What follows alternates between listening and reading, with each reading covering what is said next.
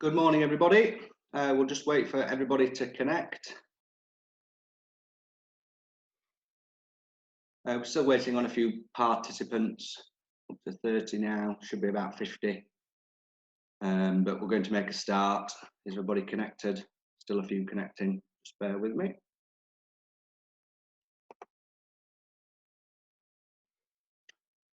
Okay, good morning, everybody, and welcome to Sheffield Chamber's latest edition of our COVID-19 Business Support webinars. I'm Sam Christmas. I'm the Commercial Partnerships Manager at Sheffield Chamber. I'd just like to start by reminding everybody that this webinar is being recorded and will be uploaded to the Chamber's YouTube channel shortly. If you haven't already done so, please mute your microphones unless you are speaking. This should alleviate any interference or background noise. If you've experienced any problems with internet speed, try turning off your webcam, as this sometimes helps. Some of you may be aware that Zoom has reported some recent hacking activity. A new phenomenon called Zoom bombing has occurred during some meetings and webinars. So to mitigate the risk of this happening, the meeting will be locked shortly to ensure that anyone that shouldn't be in the webinar isn't. Just bear with me. If we are to experience any Zoom bombing, the webinar will be terminated immediately and a new meeting invite sent to you shortly. Just bear in mind, please, that the Chamber are taking all necessary steps to mitigate any potential problems such as these occurring during our webinars. So, on to today's webinar, a strategy for survival. As many businesses grapple with the current economic conditions, we're going to take a look at the very practical steps that are needed to ensure the survival of you and your business. I'm delighted to be joined by our keynote speaker this morning, Philip Webb, Managing Director at Team Action Management. Philip, a serial entrepreneur for over 30 years, who has experienced several recessions, will share the tips and tricks needed to give your business the best chance of making it to the other side. Philip will also look at strategies for the new economy that will emerge from the rubble of the coronavirus pandemic, as many things will have changed and will continue to change going forwards. So although practical advice and ideas will be shared, we do want this to be an interactive session with the opportunity to share ideas and best practice with others in a similar position. Knowledge sharing between business leaders and owners is critical at this time. Before handing over to Phil, I just want to remind participants that questions can be submitted throughout via the chat box. Alternatively, you can raise your hand using the raise hand button. That's in the participant box. So at the bottom where you've got a questions tab and a participants tab, if you click them both, open them both up on the right hand side, you can submit questions, type them in, or you can raise your hand and I'll try and get round to you to give you the opportunity to ask the question verbally. So yeah, I'd just like to encourage you to get involved and let's just share best practice between all business owners. So without further ado, I'd just like to introduce our keynote speaker, Philip Webb. Thanks, Philip. Thank you very much, Sam. Good morning, everybody. It's a strange thing to be talking to so many people on a webinar that would probably not have been conceived at this time last year. One thing I'm going to promise you today, I will not be using the word unprecedented. I'm fed up with it. So these are strange times, to be sure, but let's talk about the positives. Let's talk about the practical stuff that we will ensure the survival of you and your business. And I'm going to differentiate between the two because very often we get embroiled with our businesses and that we can't let go and can't see the wood for the trees and any of the sooner you want to approach that one. So I'm going to talk to you a little bit about the practicalities. Then I'm going to talk to you about my view on where things are going. Feel free to contradict me or add to the comments because nobody has a crystal ball right now. But I've been in business for 30 years. I've been through 2 serious recessions and I've grown in both recessions. And I'll tell you how I've grown in both recessions in a little while. But actually growth in a recession is not that difficult compared to the situation we're in today, where it's not just affecting our local economy, our UK economy, but in fact the global economy. And for the next few months, this is going to have a depressing effect on the activity that we can actually undertake to recover our businesses and to make sure we move forward. So as Sam said, I've been in business for 30 years. These are indeed strange times. Usually when you plan, you try and plan a business, you're looking for the boundaries. You're looking for those things that you know, things that you can work with and control, and then you work out a strategy to get to where you want to be. Sadly and unfortunately, we don't have the knowledge today as individuals, certainly not at our level, as to what's going to happen in the next few weeks, let alone the next few months or the next few years. I can offer you a view. We are currently in a soft lockdown position, and I hope that soft lockdown won't move anywhere towards a hard lockdown. I happen to believe that will be the case, and we continue to have conditions like we have now for quite some weeks as we move into the summer. And then I believe that restrictions will carefully and slowly be lifted in terms of our ability to move socially. Now, that will continue till next year. Don't think we're suddenly getting all our freedoms back and hop on an EasyJet flight to Barcelona again. That's not going to happen. Thankfully, EasyJet do have a recovery loan in place this morning, so we're hopefully we'll see them in the skies again at some point. But right now, I'm going to suggest something to you that I suggested to a similar audience back in 2009. As we had just come through the 2007, 8, 9 issues with the financial collapse, I said, actually, we haven't been through a recession. Haven't. And everybody stared at me and said, that's a bit strange thing to say, Phil. Of course we have. No, we didn't. We went through a reset. The reason I use the word reset is for two reasons. Number one, the statistical analysis of the economic depression in 2008, 9, 10 was simply that it was twice as deep and twice as long as the 1930s depression. That's quite a thing. Now, if you think about it, why weren't we warming our hands as they were in 1930s on the side of the road? Well, we had welfare state, didn't have it then, and we have quantitative easing, didn't have that then either. So they're the two factors that enabled us to ride out the last recession in some form. But actually, coming out of the end of it, the world had changed. I'm a paddy diver. Sometimes we do a thing called drift driving, where you go down 6 or 7 meters and you use the currents to take you along the reef. And it takes you along at quite a speed with barely any activity needed to actually drift along the reef. And you pop your head up above the water again, and the landscape has changed. That's what's going to happen in the next few weeks and months ahead. The landscape will change. What I mean by the landscape? Behaviors. People's behaviors, people's interactions, people's willingness to do certain things, buy certain things, are no longer going to be there. You're going to have a different audience. In some cases, your product may not even be viable, may not even be wanted in the new economy. And so we need to think very carefully when we start planning as to where those boundaries could be, and take a good hard look at our businesses and say, are they fit for purpose? Now, the underlying theme of that recovery is one thing. I'm going to urge you all, think about this very carefully, to behave as a startup. What do I mean by that? I mean, if you didn't have the business you have today and you were putting it together for the very first time, what would your choices be? Would you choose to borrow 50, 100,000 pounds from the bank? Would you choose to employ 40, 60, 100 people? Would you choose to be in the buildings that you're in, doing the things that you're doing? Because they're the things I'm going to urge you to consider very, very carefully going forward. What is your core business? How do you protect it at all, against the odds occasionally, but how do you protect that core business to be able to allow yourselves to survive? Now, I'm a financial person, so I train on finances for this chamber actually, and for others. And when I talk about finances, people often glaze over and think, well, that's for the accountant, isn't it? Well, it is and it isn't. The financial business strategies orientate around what you sell at what price, what margin to create what net profit. Very simple. There is something called the Companies Act, which is the act that binds us as directors in law to our companies. Now, the Companies Act, for those of you who have ever read it, by the way, it's about that thick, full of rules and regulations of thou shalt and thou shalt not. Almost nobody reads it. The legal team read it. They understand it. We don't. Ian's shaking his head. I can see he doesn't read it either. But the legal teams will understand it. So if we get any questions about the Companies Act, we go to our legal support people and ask them questions. But that is the very act that binds us. That tells us whether we're going to trade solvently and properly, or whether we're trading insolvently, improperly, and therefore liable to be disbarred or struck off the director. So it's that we need to look to. How are we trading? How are we moving forwards? So in the scheme of things, we look at how we manage finance and how do we actually achieve that. So the first thing we need to do is to look at your core business. I was challenged recently in one of my businesses, and one of the directors I was speaking to, he said, your overheads are 3 times higher than they need to be right now. He said, move your overheads down by 2/3, he says, and you'll be fine. It was an interesting comment. He understood my particular business I was running at the time. And he was interesting. I first of all thought, don't be stupid. You can't do that. But actually, you must do that.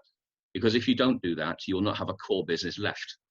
And out of all this, we need to have some idea that our business in some shape or form will survive. So the first thing we're going to do is look at our overheads. This is easy thing to talk about.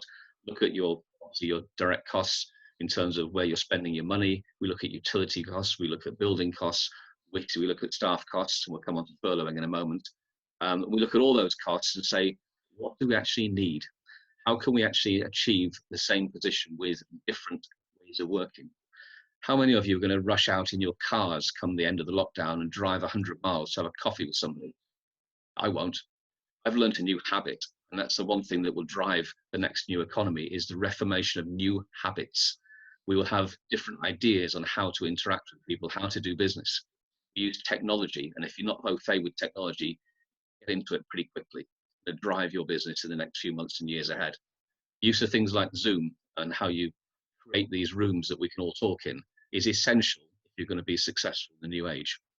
So we look at our costs, we look at reducing the obvious costs, we then look at a little bit deeper, so how we can reduce any other ancillary costs, and we look at how we reduce those wherever possible. Now for the next 3 months, it's not just about reducing costs, it's about reducing cash outlay. So for example, you could come to an agreement with one of your suppliers that says, yeah, you can still invoice me, but I'm only going to pay you 50% for the next 4 months. We'll do a catch up after that if we're still alive. Do you agree? In some cases, suppliers will say yes. Occasionally, they may say no. Don't look around for another supplier. So we're looking at making cash containment core what we do as a business for the next 3 months at least. And then from there, we're looking at reducing our ongoing costs, having made the right size moves now. So some very simple things you can do. We can look at obtaining cash from many sources. The obvious thing is, oh, we'll go and get a CBILS loan. Anybody tried that one? It's not quite as easy as the government would suggest. Yes, the government are backing the banks to provide finance, but the banks are still acting as a little bit of a blocker on occasions to businesses that they're not sure is going to make it or not. So they're not just opening the doors. This is not free money. You are straddling yourselves with debt. And that debt will need to be repaid despite the interest period being free for the first 12 months. So do you want to take on that debt? Again, think as a starter. Would you do that if you were starting fresh from now? So taking on debt is access to cash, sure it is, but that simply sustains your current position. I'd urge you to look very carefully before you start to fund status quo. If that's all you're doing, I think you're on a fool's errand. You need to rapidly and radically redesign your businesses in the next 3 months, because whatever is going to happen, things are not going to return to normal in July or August or September. The world is changing, behaviors are changing, people's buying habits are changing. I don't know if any of you had noticed your personal outgoings recently. In the last month, my credit card bill is about 1/5 of that it normally is. 1/5. How did I ever live on so little on my credit card? I did this month. I didn't go out anywhere. I'd adjusted my spending patterns by necessity, actually, not by choice necessarily, but I had done it. And my outgoing has got so low, I thought, blimey, I could actually live on so much less if I put my mind to it. And people are going through that process all over the country right now. They're learning to live with less. So whatever your product is, needs to recognize the fact that to attract spend from those people who are financially challenged personally right now may be a tricky situation in the near future. So be very careful about assuming that your customers are going to return in droves to buy what you make or what you do. We'll look very carefully at how you deliver it, keep your costs down, and look at containment of cash wherever possible. I'll move on to talk about the next phase, which is all about the recovery. Some call it the bounce. I don't think it's going to be a bounce at all. I think there'll be a slow release of demand for the products and services that you sell. I think in some cases, products that are luxury, not necessity items, will be overlooked. So if you're selling one of those things, be very careful about how you move forwards. Customers' buying habits and behaviors have changed already, and they will change even further in the months ahead. So again, act as a startup. What did you do when you first started up? A, you ascertained if there was a market for what you do. Secondly, you thought you were good at what you do, therefore you could address that need. Thirdly, you structured a business around it and financed it to reach new customers. Those new customers became good customers and they stayed with you and your business grew. And so behave the same way. Behave as a startup. If I leave you nothing else from today apart from that, I'll have done my job. Behave as a startup. Now, in the new age, the new economy, it will be a slow recovery. So if you're thinking about planning finances for the next 4 months only, extend it by another. So double what you think you're going to need in terms of cash and therefore cost containment exercises. And I'm afraid you have to take some hard decisions sometimes. We talk about furlough. There are lots of stories about furlough being suitable or not suitable, how long it lasts, what can be used for. Can I furlough my staff, but sort of secretly say, guys, carry on working? Well, actually, you can't. It's not legal. It's called fraud. So there are many interpretations of furlough. And so we need to look very carefully about how we use that as a mechanism. And by the way, that only runs to the 31st of May. It's not 3 months when you decide, as many of my customers believe. So if the government extends it, brilliant. If they don't, furlough is no longer an option. You need to take some decisions on whether you keep or you let go those staff who are on furlough. So they're the sort of models and techniques, the CBILS loans, the furlough, that's immediate cash relief. For those of you who are fortunate enough to get the £10,000 government grant, there's a little bit of relief there. And there are other finance options available to you. If the banks won't lend, look outside, look for the boutique offers. There are plenty of crowdfunding sites out there. There are multiple grants. There are people like Rachel at FCS, for example, who will do a grant search for you. And you can see if there's any opportunities there to soften the cash outflow. But cash outflow must be turned off. Absolutely must be turned off. So that's your survival for the next 3 months. Looking ahead, about behavioral changes, talked about market shifts. How are you going to address those new markets? You know what they are, because you may not fully understand that things are moving very, very quickly. People are no longer going to use their cars as much, but it doesn't mean to say that car expenditure will go down. It just means they're going to use them less. So if you're looking at petrol forecourt sales, they may suffer as people don't tank up as much as they used to do. So demographic, geographic, social habits, they're all going to change in the next 4 to 5 months ahead. We then talk about community, and there's been a great push on helping others right now. And communities for long since been on the fringes. We'll help if we can, if we get round to it, if we have the time. But actually the consumers of your businesses are looking at companies today. I've seen evidence in the social media press. Those companies that do not act with a social heart are being pilloried. The train line got ripped apart because it would not refund the tickets sales of the trains that were actually cancelled due to the lockdown. They wouldn't refund. They got ripped apart. Other companies were doing all sorts of things above and beyond, and they were highlighted. They're the brand that people will. When you build your brand for the new economy, have an eye to say, I need to stick into that very, very clearly, a social aspect of what I do, because people buy from people who have hearts and people who help others. That's a fundamental given, but it's highlighted so much more right now. And I think those companies that did good, when we come to next year, the statement, I know what you did last summer, will become even more relevant, because they'll say, well, you know, what did you do? How did you help? Did you do anything? Or did you just simply close the hatches and hunker down and look after just yourself? So have a mind to look at how you espouse your values as an individual in the new age and put yourself on stage as having helped in some way. I often get asked, you know, how can we help when we can't go out? There are many, many ways of helping. And if you need to talk about that, I'll talk to you afterwards about that particular opportunity. So in basically looking at the new economy, we must also look at how we finance ourselves. We must look at our marketing, how to protect and enhance our brand. There are many companies out there changing what they do. Who'd have thought a car manufacturer would be making a respirator device, or clothing manufacturers will be making PPE for our National Health Service. We've seen some incredible feats of engineering in the last few weeks, let alone the months ahead. We've seen all sorts of companies turn their hand to do all sorts of different things. We marveled at China building that hospital in 14 days, didn't we, in January? Yet this month, we built one in 9, and we're building another 3. Human ingenuity is incredible. As we get into our businesses, as we get a little older, speak for myself, not for you, of course, we end up in a position where our appetite for risk reduces. Our bright eyes of our childhood dull slightly. We can get stuck in the mold of our existing businesses, thinking it's everything. I'm not sure if anybody's ever been challenged by their spouse or partner that says, you know what, you're working too much. It's me or the business. And you think, personal relationships will come second to your business. because that's who you are. You're the entrepreneur, you're the owner or the driver of your business. And it's equally as important to recognize that as a weakness as well as a strength, because the ability to step out, to actually say, what have I got here? Will it survive in the new economy is critical.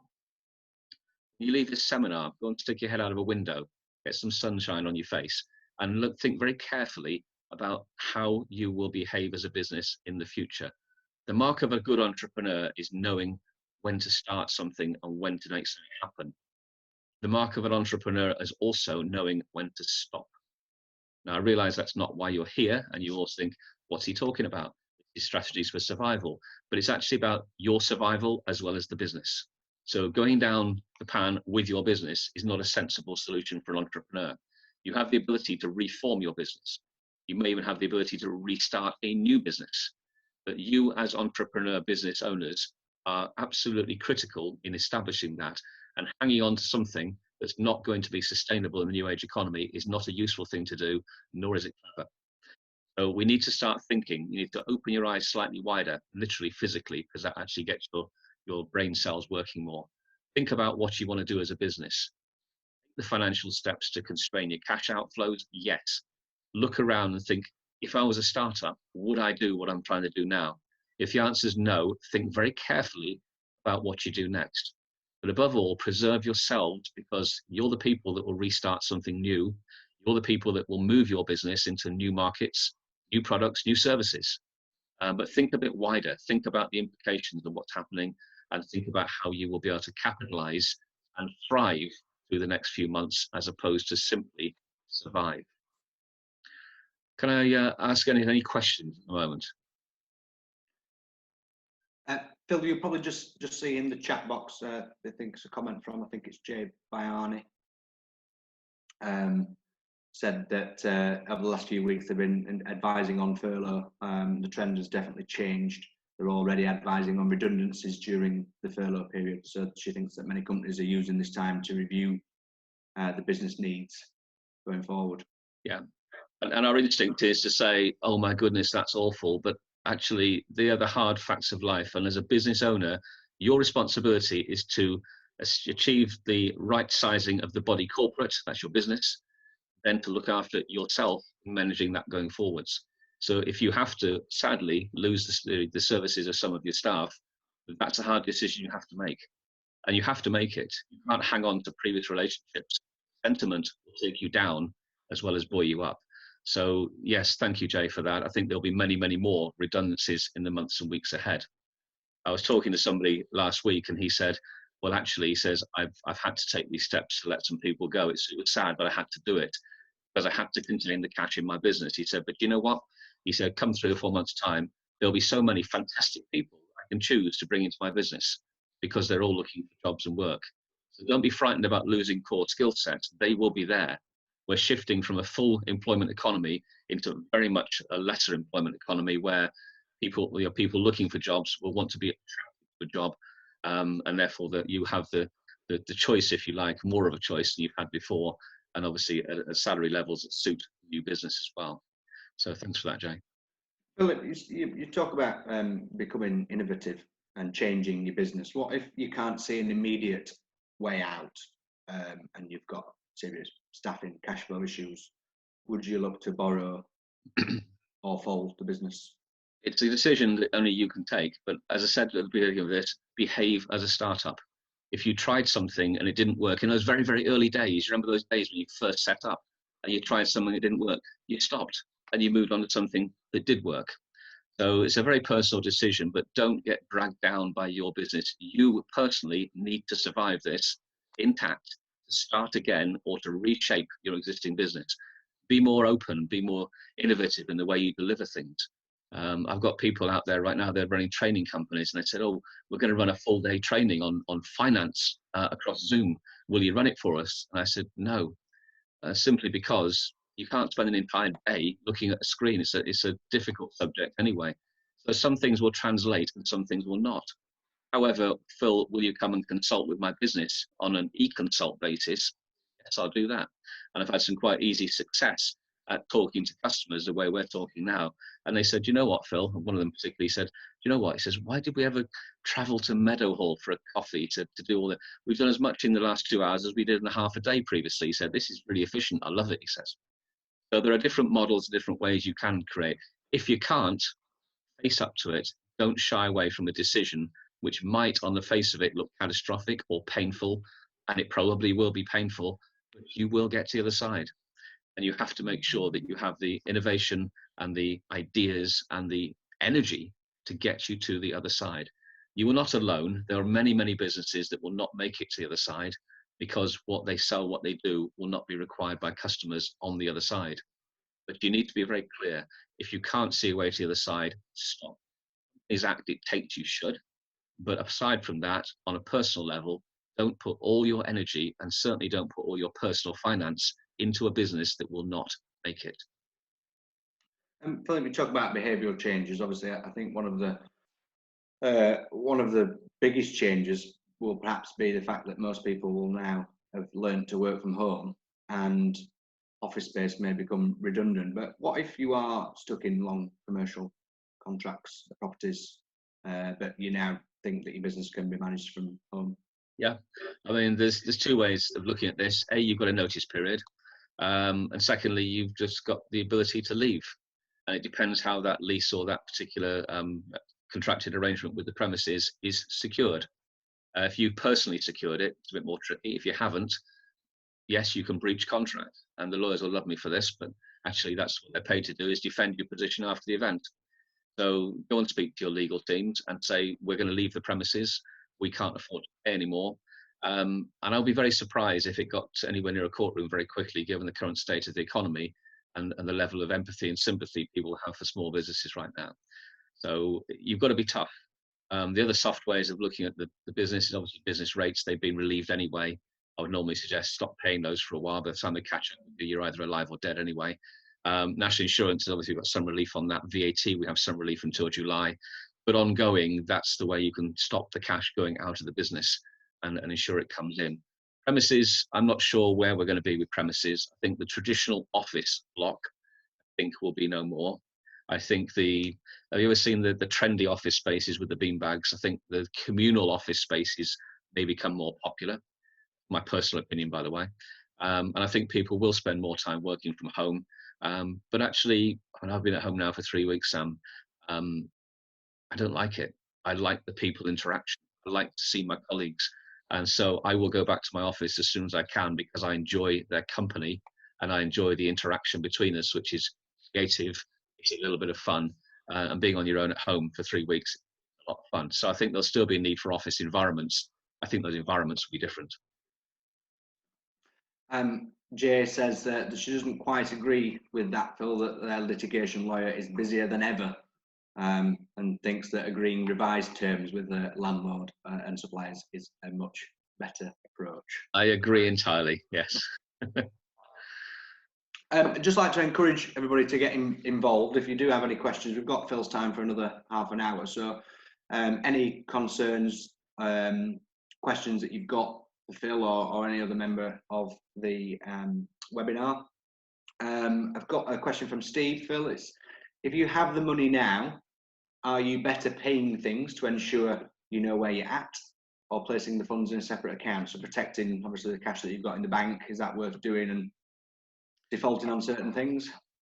Defaulting is a strong word, and I'm sure Jay will have some more comments on that. Sorry, Jay. By agreement, by all means, negotiate softer terms, late terms, deferred terms with your suppliers, and keep the cash in the middle, where you can see it, where you can control it. So even if you can pay things, leaving yourself without at the end of the day gives you no contingency. So try to establish as much cash containment as possible by agreement with those that you owe money to, bearing in mind that they're likely to be in a similar position to you. There's a middle ground somewhere, I think, where you can retain as much control over your cash as possible. Yes, that means keeping it in the bank for as long as possible. If you can't get access to funds or from the bank, or where would you go for cash? Well, there are several other options. You've got people like the enterprise funds, the Business Enterprise Fund, BEF. You've got the local East Midlands funds if you're in that particular area as well.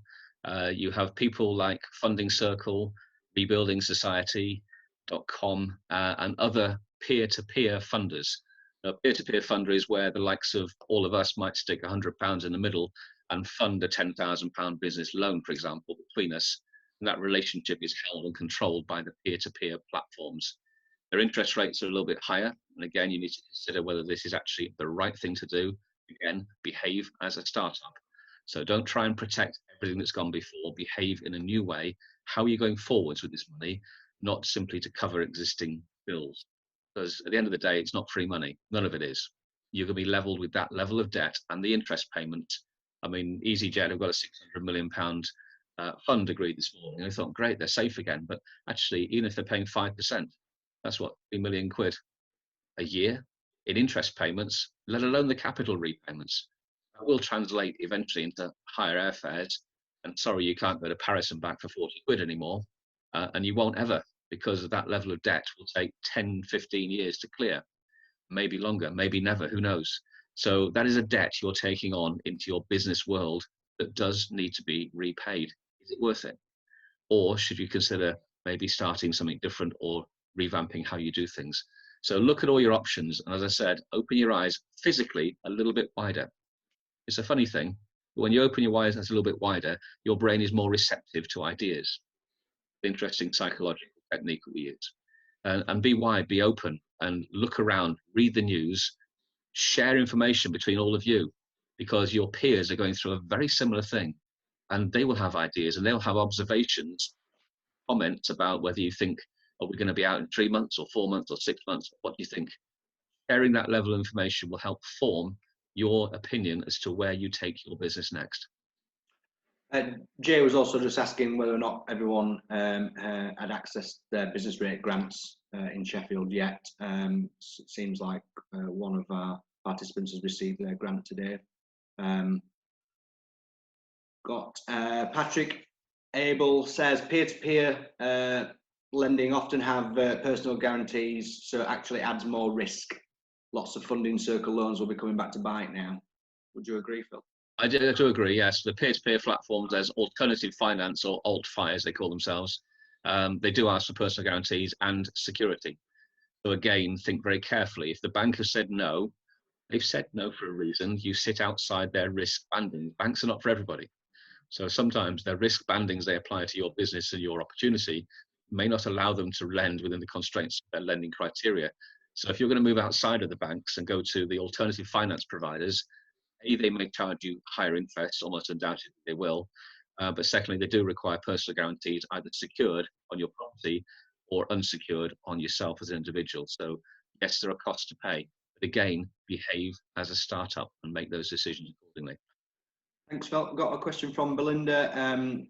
They had recently started the product launch of some new equipment pre-lockdown. Should they put this on hold? The innovation could improve productivity on construction projects. So the construction sector is, again, one of those slight unknowns. The housing market is obviously ground to a halt in terms of new sales. I think existing sales are still quite buoyant for some people. But construction work, generally speaking, will continue, whether the market is buoyant enough. And I've been working with construction firms for many, many years, where the construction firm gets a bit tight with their cash. The only people that suffer are their suppliers. So I would urge some caution unless you can get the financial model right, and innovating a new product into a market that's not yet fully formed in the new economy. I would urge a little bit of caution, working with specific customers, identifying them and getting the written or requirement demand in writing to say letter of intent, we'll buy it if you can do it. That's a much softer way of introducing a new product. But be very careful before you launch something new on a build it and they will come basis, because the risks are somewhat higher. Got a question from Steve Dean, good question. Might be difficult to answer, but what percentage of SMEs do you think will not make it to the other side? And do you think this could open opportunities for smaller, I guess, micro businesses to fill that void? Percentage of SMEs, I can put my finger in the air. And I will say that 40% of small to medium enterprises may not make it to the other side. They do, they'll become zombie companies. By zombie, I mean you're making enough money to pay your debts and not building a business necessarily. And the reason I say 40% is no more qualified than any of you guessing the same answer, by the way. Will it create an opportunity for businesses to fill the void? Absolutely. Go back to my statement, behave as a startup, be creative, satisfy the needs of the customer. The money will come. We've always been taught that, haven't we? If you can satisfy a customer, there'll be a customer for life and the money will follow. So solve a customer problem. Identifying what that customer problem is clearly is the first step. So if companies are no longer in the market, yes, there's an opportunity, but don't just slot in and provide what they did before. Think about how you can deepen and strengthen that relationship with that particular customer. Ask them what they really want to buy, not just what you're selling. Phil, I mean, that's a huge number of SMEs that potentially could go out of business. And just coming back onto this becoming innovative in changing your business a little bit. From what we're hearing, there are probably 50% of businesses trying to become innovative in change, and another 50% of businesses probably putting the pause button on, basically, and using the government support packages that are there. Do you not think that is a good idea, really, just to pause your business, furlough all your staff, and then think you're going to take off, pick up where you left off in, say, 6 months down the line? So 2 parts to that question. Do you think it's a good idea to contain the costs and put yourself on pause? In some cases, yes. In some cases, at Investors and Community, which is my business, we are run ragged. We're absolutely so busy. I would not think about furloughing my staff, even if I couldn't afford it. I would just try and keep them in place as much as possible. For others in manufacturing environments where the product isn't moving or can't be moved, yeah, put a pause on the business. But that pause is only going to last for so long. My concern is that the policies of lockdown and the activity of the virus and the spread of it isn't going to allow us to go to any position of social normality, and therefore demand for the product that we sell will probably not return anywhere near as strong as it left us. And it will return very gradually over the next 6 to 12 months. So when you're thinking about it, plan for that scenario. If it gets better, brilliant. And expect the worst and try and plan for the best. And so that's really where we need to come from. Steve Dean was just adding to that question about what percentage of SMEs do you think would go under, and just comments that the reason that he asked is that many companies are taking on external funding to grow the business. They did not consider pandemic. Yeah, I mean, who did? People probably did. Who did? Last Christmas, we were looking at a Boris bounce, and we were looking at a very, very good January. And then as February unfolded, the horrible realization that this was actually a global issue. And then suddenly at the end of February, early March, the whole world crashed down, and it has very, very quickly. Nobody could have planned for that. And if they did, they were stupid, because planning for such a tiny occurrence is folly. You can't plan for every eventuality. So yeah, we were all caught hopping everywhere the world over. So nobody's planned for this. You haven't asked me the second part to the question. I suggest that 40% of businesses may not make it. But the next question is, how many new businesses will be created? And it's an interesting thing, because for the last 6 months, I've been talking on various circuits about the 1,000-year decade. And the 1,000-year decade starts this year. And it was always offered that in the next 10 years, we will make as much progress as humankind as we have done in the whole 1,000 years before us. That's a hell of a statement. So much biomed sciences, the computers, the quantum computing, all those technical innovations would create as much change in 10 years as it has done in the previous 1,000. And that's always been something that troubled me a little bit, is that people are going to get left behind. And this is quite important, because as somebody of my age, I can work this stuff. I used to be an IBM engineer. I used to fix it down to the nearest 1 and 0. I don't anymore. The younger people behind me know how to fix it. I don't. So my skill sets moves from an expert into a user, and then 1,000 years worth of support. We're going to leave a lot of people behind. And so I would urge you to try and keep up with technology. This type of technology is easy. Look for other things as well. There are all sorts of little packages out there from various software companies that do amazing things, analyzing traffic, analyzing where your customers are, what they do. geo-positioning software, all sorts of things you can bring in as innovation. So open your mind to technology and learn as much as you possibly can. And I think the startups that will come out of the 40%, I think, will be those people who can identify and understand the technology required to do business in the next decade. And if you don't feel that you're of a disposition to understand tech, go and get somebody who is and pull them close to you. They're the people that will help you with your business experience and their tech understanding to drive a business in a different direction. For those that are sort of pausing their business, what should they be using this time to do? Planning for the foreseeable 3 to 12 months, how should they use that time? In terms of are you talking about the business owners, the business people who are not furloughed? Because they should be using their time to do exactly as I've just said in the previous question. Learn, go out there, talk to customers, find out what they need, read the news, understand the trends and what's happening, get off the normal web pages, the normal news sites, go looking for stuff and be as curious as you can, because those who are curious will find answers. For those who have been furloughed or have sadly not been retained in the workforce, what do? There are no jobs out there right now. Or not many anyway, but there are companies still hiring. The telecoms companies are doing incredibly well right now. The food manufacturers, brilliant. Wiltshire Farm Foods is not far from here. I spoke to the MD who said he'd been up since 3 a.m. fulfilling orders. There are companies out there doing incredibly well. Why? Because the behavioural changes in our society right now have called for food to the door, which is why they're doing incredibly well, because that's what they do. So they've hit the rich vein of demand. And you need to find out what it is you can do to find that rich vein of demand. For those people furloughed or without a job, what do you do? That's what many companies have been asking us. We're going to furlough our 500 staff, but we want something for them to do, because they're going to get bored, they lose their skills, they're going to get mentally depressed. We need something to focus on. So at the moment, they're coming to, this is not a plug, they're coming to us at Investors in Community, because we offer volunteering opportunities, and other people do as well, by the way. And I don't mean physical delivering stuff. I mean telephone-based volunteering opportunities. I mean gifting or connecting people. It's all those sorts of things that give people a sense of purpose when they're in furlough, because in furlough, they have no guarantee of return. If they have lost their job, they have no opportunity to find another, as you would normally in other times. So finding a purpose that has something meaningful is really quite important. If businesses are furloughing, then I would consider reaching out to the local charities. And if you don't know who they are, come and talk to me, I'll tell you, and work through them to help them.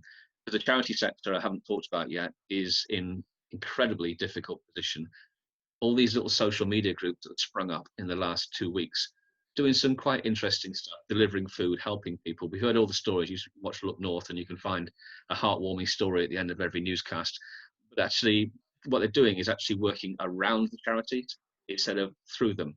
And so they're actually doing stuff directly with the general public. 2 things there. One, it's dangerous because you don't know when the next person's either going to get physically assaulted or worse, because people are going to people's houses that they don't know.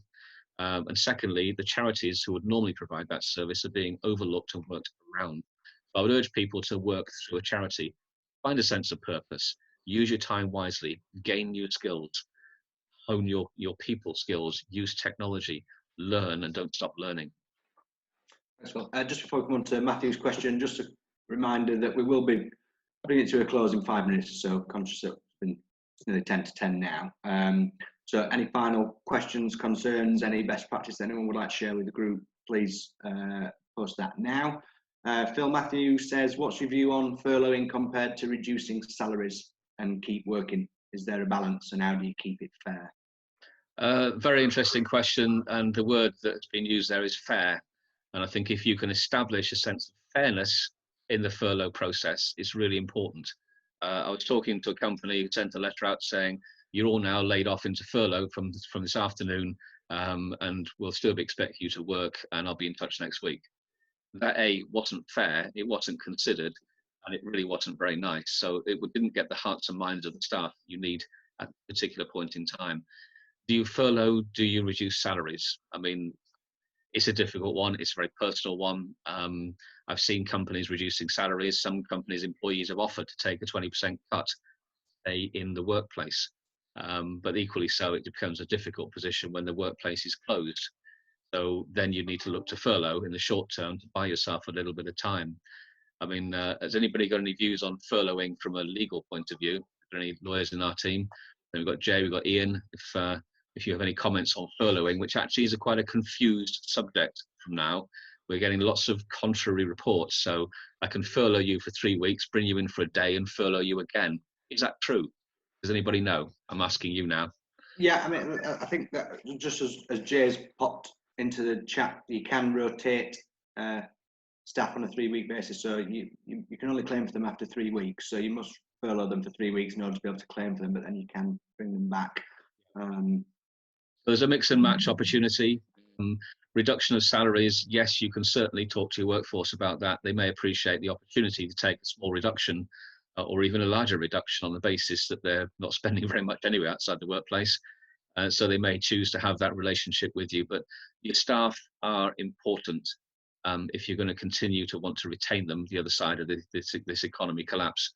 And so you need to keep the hearts and minds. You need to be fair. And that point about, is it fair to do this?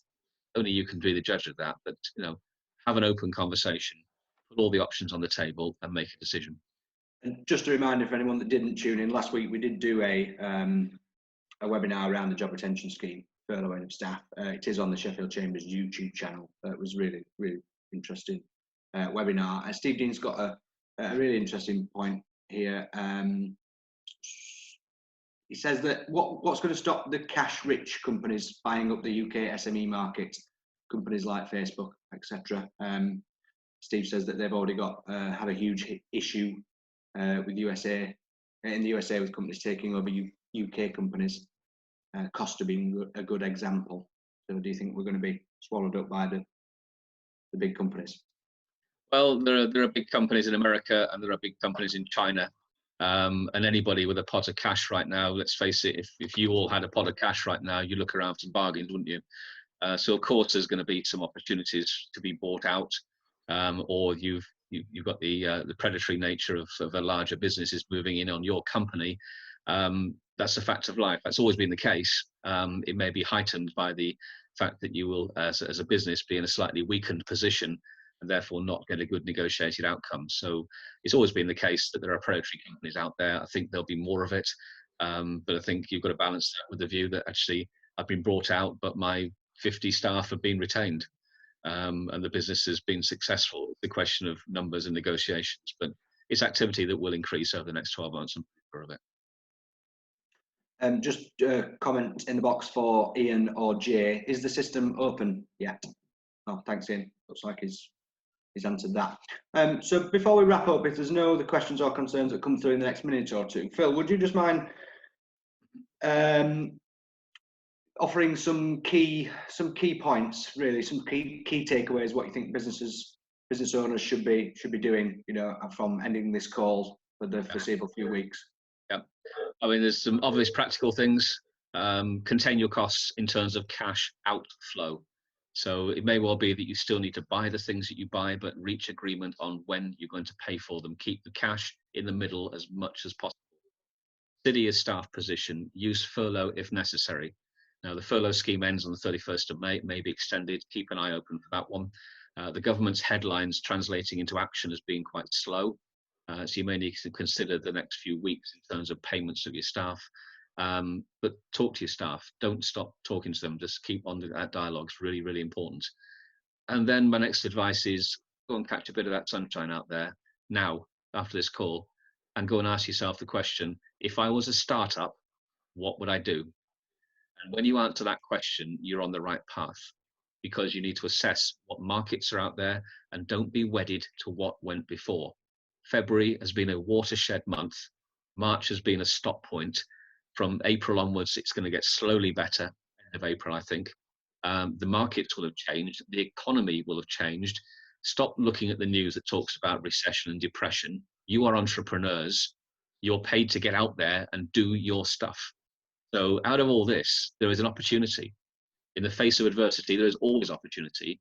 You will want an entrepreneur. If you think you're not anymore, that's a problem. But if you are, you set the business up, you're a driver of the business, then you are still an entrepreneur. go and find that child within you this afternoon and decide what it is you want to do to make it right and make it better. And I wish you all the very, very best of luck. But don't forget, you make your own luck. Thanks, Phil. Very passionate, inspiring, motivating words for everybody, I do hope. I'm afraid we're going to have to leave it there. Just conscious of time. It's nearly 10 o'clock. I'd just like to sincerely thank Philip Webb for giving up his time and joining us on the webinar this morning. I hope you've all found it useful and thought-provoking at the very least, and I hope you've taken some points away.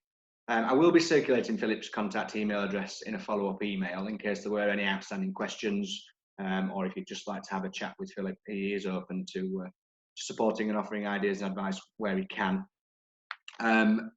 Just a quick reminder that we've got a couple more webinars this week.